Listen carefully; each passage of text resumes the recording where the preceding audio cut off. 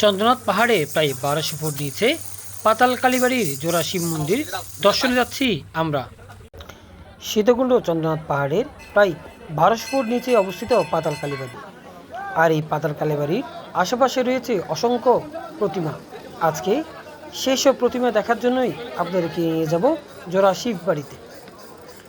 পাতাল কালীবাড়ি আসার পর আমরা চলে যাচ্ছি জোড়া শিব দেখতে।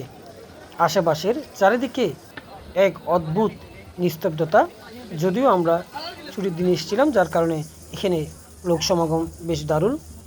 যাত্রাপথে অসংখ্য পাথরের সাথে দেখতে পেলাম রোমাঞ্চকর প্রকৃতি।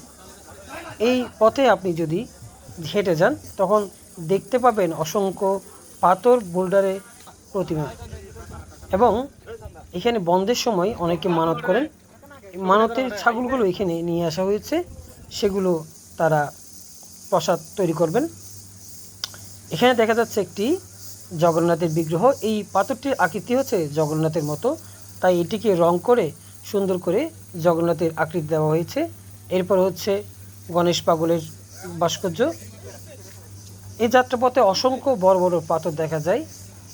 আর এখানে ভক্ত সমাগম হওয়ার কারণে এখানে অনেকে এসে রাস্তা তৈরি করে গেছেন, যার কারণে এখন যাতায়াত একটু সুবিধা হয়েছে।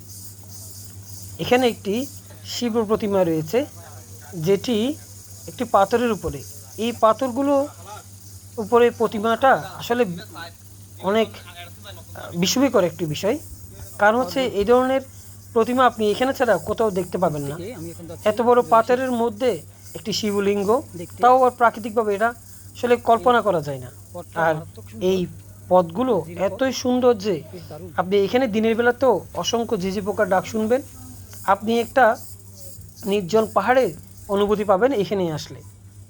আর পাহাড়ের চারপাশে অসংখ্য এই ধরনের প্রতিমা রয়েছে যা আপনাকে বিমোহিত করবে।